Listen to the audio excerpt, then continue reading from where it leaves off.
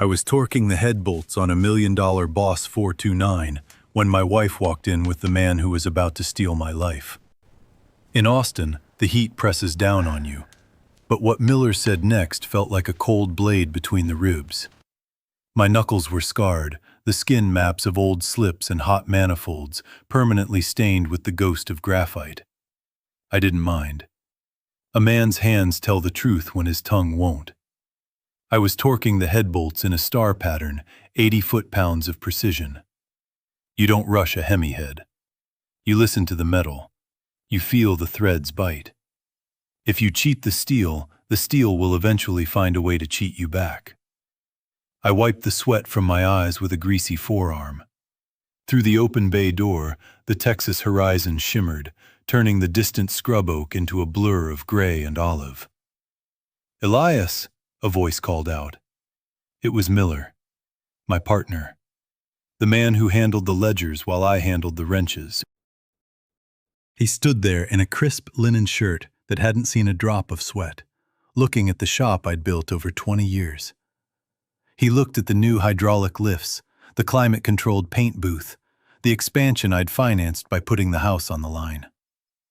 Quote, 1, quote, 2, quote, 3, Miller said. I stopped.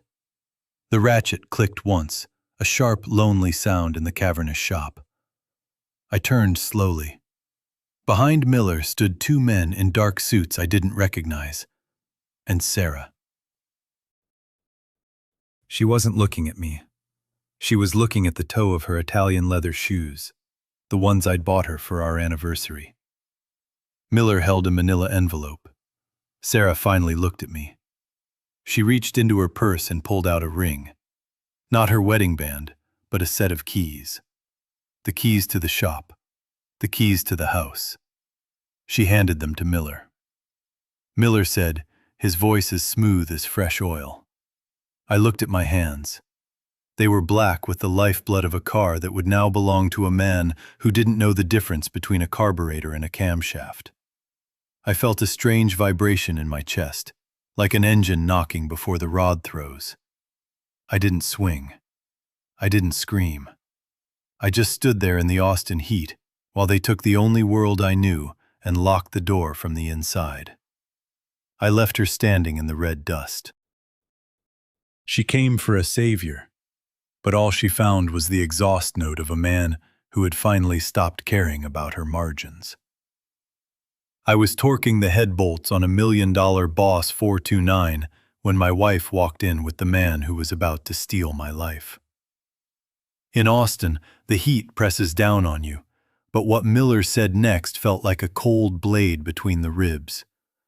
The silver keys hit the workbench with a hollow metallic chime that echoed longer than it should have. I looked at Sarah. She was wearing a perfume I hadn't bought her, something sharp and expensive that didn't belong in a room where men bled for a living. Miller stepped forward, his polished loafers clicking against the concrete floor. He didn't belong here either.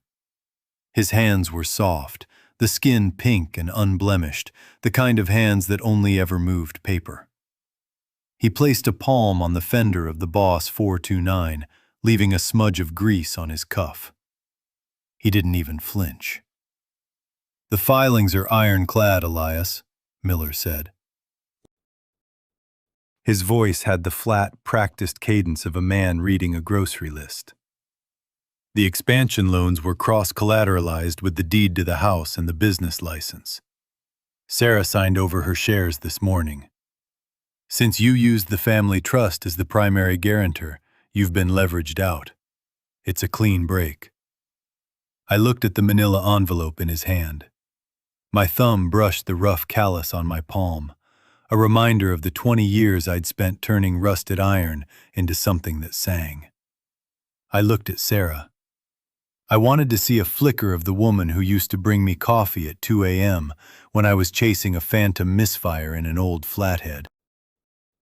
She didn't look at me. She looked at the clock on the wall. "Quote 10, she said. Her voice was thin, like a wire under too much tension. I'm tired of the smell of gasoline in the laundry.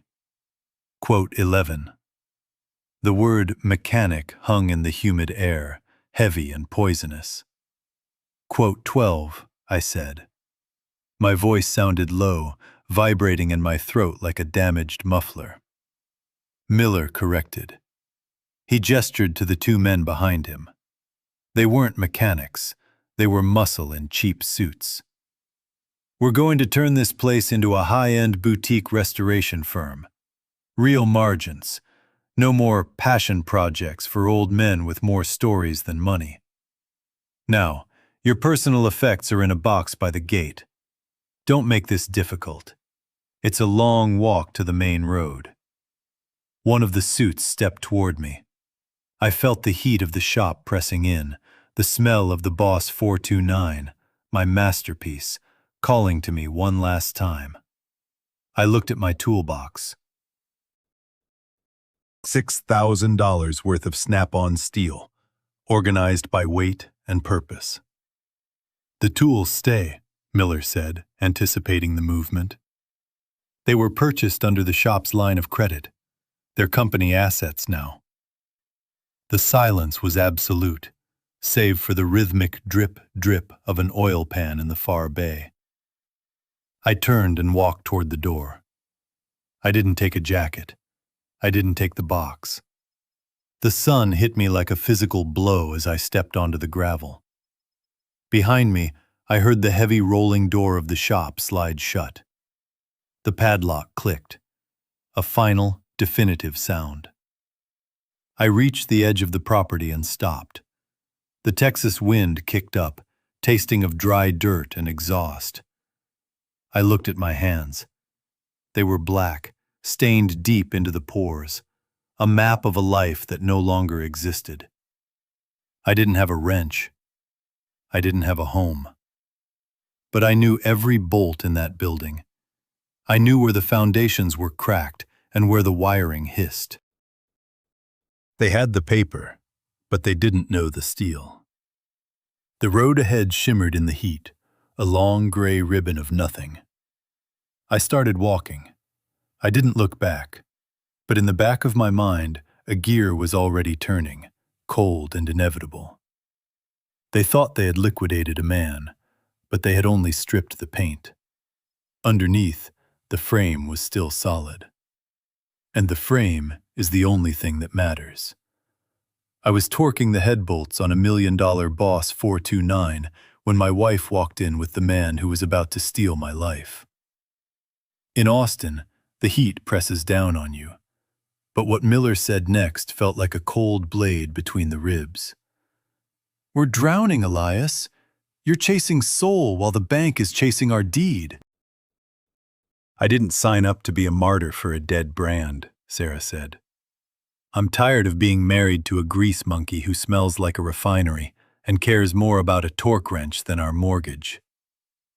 Miller stepped forward, tossing a file onto the workbench. Cross-collateralized loans, Elias. It's over. The silver keys hit the workbench. The frame was the only thing that mattered. I left her standing in the red dust. She came for a savior, but all she found was the exhaust note of a man who had finally stopped caring about her margins. The dry rot in the wood of Gus's salvage shed smelled like a funeral that had been going on for 30 years. It was a lean-to held together by rust and the stubbornness of the Texas scrub. Located so far out on the perimeter of the county that even the vultures seemed bored. My bed was a grease-stained moving blanket thrown over a stack of tractor tires. My kitchen was a single-burner propane stove and a dented pot of black coffee that tasted like burnt copper and low-grade ambition. In the center of the dirt floor sat the carcass. It was a 1970 Chevelle SS, or what was left of one, after the desert and the scavengers had their way. The frame was twisted, the floor pans were gone, and the engine block was a solid mass of oxidized iron. To a man like Miller, it was scrap metal priced by the ton. To me, it was the only thing keeping the world from collapsing into the silt. I didn't have my snap-on chest. I had a mismatched set of wrenches I'd pulled from Gus's scrap bins and a ball-peen hammer with a cracked hickory handle. The work began at 4 in the morning, when the air was still blue, and the only sound was the rhythmic scritch, scritch of a wire brush against a rusted chassis. I worked until my vision blurred, and the sweat stung the fresh cuts on my knuckles. When the hunger came, I drank water from the garden hose until my stomach felt heavy and dull. I didn't think about Sarah. I didn't think about the house or the climate-controlled bays of the shop I'd built. Thinking was a luxury for men who weren't drowning. I focused on the shim, the alignment, the thousandth of an inch that separates a machine from a masterpiece. Days bled into weeks. The heat in the shed climbed to a steady 110, turning the space into an oven where I was the only thing being tempered. My hands changed. The black grease went deeper than the skin, settling into the bone. The scars from the Boss 429 were joined by new ones, jagged white lines across my palms from the sharp edges of the Chevelle's quarter panels. Every time the hammer fell, I felt the vibration travel up my arm, through the shoulder, and settle in my teeth. It was a conversation with the steel. I was telling it to wake up. It was telling me to endure. By the second month, the block was bored and honed. I'd spent 48 hours straight seated on an upturned bucket, hand-polishing the crank journals with a strip of crocus cloth and a bottle of kerosene. My back was a map of knots, and my eyes were rimmed with red. But when I ran my thumb over the metal, it was smoother than the silk of Miller's ties. I wasn't just building a car. I was rebuilding the physics of my own life.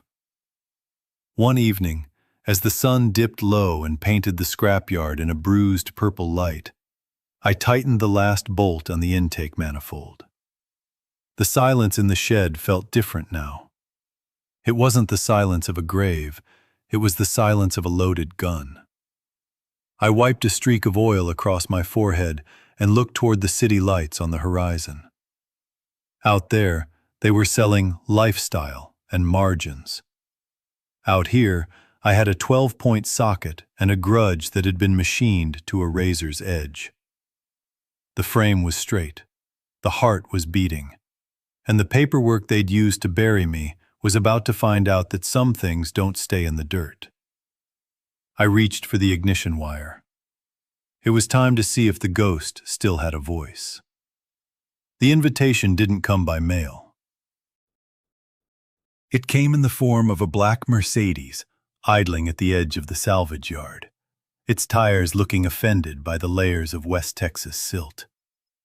The man who stepped out wore a suit that cost more than Gus's entire inventory, but his face held the gray, pinched look of a man watching a fuse burn down to the powder. "Vance is at the shop, Elias," he said. He didn't offer a hand. He knew better. __quote _20__. I didn't stop my work. I was seated on a crate, running a fine grit stone over a cylinder head. The rhythmic swish click was the only heartbeat in the shed. I felt the grit in my pores, a familiar, honest weight. My hands were mapped with the black grease of the Chevelle, a stark contrast to the man's pristine silk tie. "The cooling passage on the 429 has a blind turn," I said, my voice like gravel shifting in a pan. "If you don't burp the air out of the rear manifold bypass, you get a steam pocket. It doesn't matter how much coolant you pour in. The metal will expand until it screams." The man leaned in, his shadow stretching long and desperate across the dirt floor. "They're panicking, Elias. Miller offered 50 grand if you just walk in there and fix the bleed. Sarah, she said to tell you she's sorry, that it was just business. They need the magic touch." I stopped the stone. I looked at the reflection of the Texas sky and the polished steel of the head. I remembered the taste of copper in my mouth when they took the keys. I remembered the sound of the rolling door closing on 20 years of my life. "I don't deal in sorry," I said. I stood up, my joints popping like dry kindling. "And I don't work for margins anymore." "Then what's the price? Name it. Vance is a billionaire. He'll pay." I walked to the workbench and picked up a rusted iron file. "I don't want his money. I want the truth. Tell Miller to sign a notarized admission of the debt restructuring fraud. Tell Sarah to sign the title of the shop back to me. All of it. The lifts, the tools, the name on the door." The man recoiled. "That's suicide. They'd be destitute. They'd go to prison." "The air is getting thin in that manifold," I said, looking at the horizon where the heat shimmered like a ghost. "In 30 minutes, the signatures or the gaskets will fail. In an hour, the head will warp. By the time Vance arrives, they won't have a masterpiece. They'll have $1 million boat anchor." I sat back down and picked up the stone. The Mercedes sped away, kicking up a cloud of dust that tasted of sour defeat. I didn't watch it go. I reached for the ignition wire of the Chevelle. I had a different engine to start, and unlike theirs, this one was built on a foundation that couldn't be burned away. The first turn of the crank was a low, guttural growl that shook the very dust from the rafters. The reckoning wasn't coming with a roar. It was coming with the steady, unstoppable pressure of a man who knew exactly where the weakness lived in the steel. The smell of scorched coolant and ruined dreams drifted over the ridge from the valley. A sweet, sickly odor that signaled the end of Miller's empire. I didn't need to be there to hear the scream of the Boss 429's head bolts snapping under the pressure of a steam pocket I'd warned them about. I could picture the billionaire Vance standing there, his face turning the color of a bruised plum as his $1 million investment turned into a fountain of gray smoke and molten aluminum. The lawsuits would be hitting their desks before the engine block had even cooled to the touch. I was wiping a smudge of assembly lube from the Chevelle's fender when the sound of a struggling engine climbed the dirt track toward the shed. It was a rented sedan, white and dusty, looking like a ghost lost in the brush. It stopped 20 yards out. Sarah stepped out. She wasn't wearing the Italian leather shoes anymore. She was in sneakers that were already stained by the red clay, her expensive blouse clinging to her back in the stagnant heat. She looked at the salvage yard, the rusted skeletons of trucks, the piles of discarded leaf springs, the filth I'd called home for 3 months, and her throat moved in a hard swallow. "Elias," she said. Her voice lacked the sharp edge it had the day she handed over my keys. It was thin, frayed like a winch cable carrying too much weight. I didn't look up from the chrome valve cover. I felt the heat of the sun on my neck, heavy and indifferent. Quote 32. She took a step closer, her shadow falling across the oil-stained dirt. Quote 33. Quote, I picked up a microfiber cloth and polished the cowl. The reflection in the paint was deep, a dark, bottomless black that looked like frozen oil. Quote 34. Quote, I said. My voice was a low vibration, steady as a displacement pump. Quote 35. Quote. Quote 36. Quote, she whispered. I could hear the catch in her breath, the sound of a person realizing the floor had rotted out beneath them. Underscore, underscore, quote, underscore, 37, underscore, underscore.